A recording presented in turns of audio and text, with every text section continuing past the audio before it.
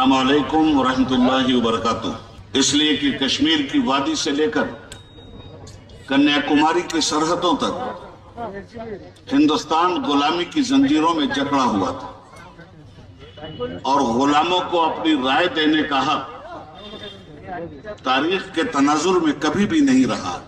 इस मुल्क की आजादी में हिंदू, मुस्लिम, सिख, ईसाई सबने अपनी ताकत झोंक दी।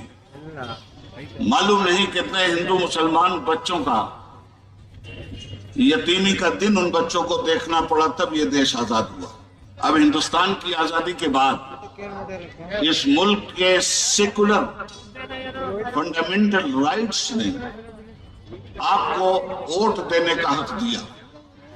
अब कोई अपनी मर्जी से आपके बगैर सरकार नहीं बना सकता। हिंदुस्तान के कॉन्स्टिट्यूशन ने तुम्हारी हैसियत सिर्फ चौकीदार की बनाई है और ये लोग लाख जमीन पे बैठे, इनकी हैसियत जमींदार की बनी है। यह जमींदार तय करेगा कि इसका चौकीदार कैसा होना चाहिए, वरना बैठा करो चौकी पर, तुम्हारे बैठने का कोई मतलब नहीं होता। आप हैं इस देश के जमींदार।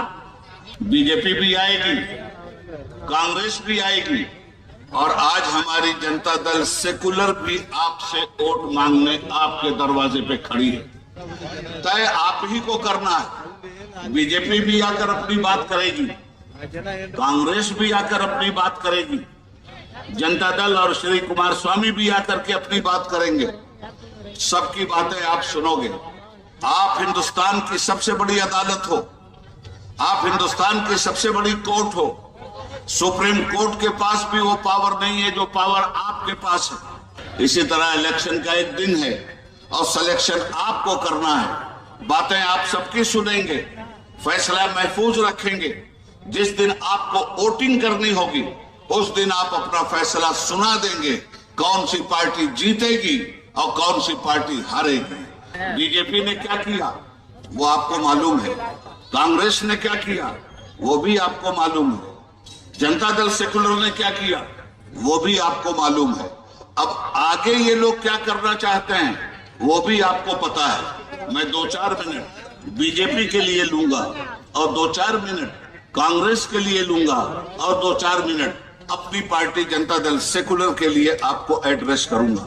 आज भी बीजेपी कर्नाटक में अपनी हुकूमत बनाए हुए, मगर अब उसका सिंहासन लरसने लगा है। हिंदुओं और मुसलमानों ने मिलकर इस देश को आजाद करवाया था। अंग्रेजों की ताकत का मुकाबला हम नहीं कर सकते थे। लाठी बंग बारूद से भी हम अंग्रेजों का मुकाबला नहीं कर सकते थे। तो हिंदुस्तान में अंग्रेज क्या कर रहा था दोस्तों? अंग्रेज कुछ गद्दार हिंदुओं को खरीदे हुए था और कुछ गद्दार मुसलमानों को खरीदे हुए था। गद्दार मुसलमानों से गाय कटवा कर मंदिरों में डलवाता था और गद्दार हिंदुओं से सुअर कटवा के मस्जिदों में डलवाता था और हिंदू मुस्लिम को लड़ाता था।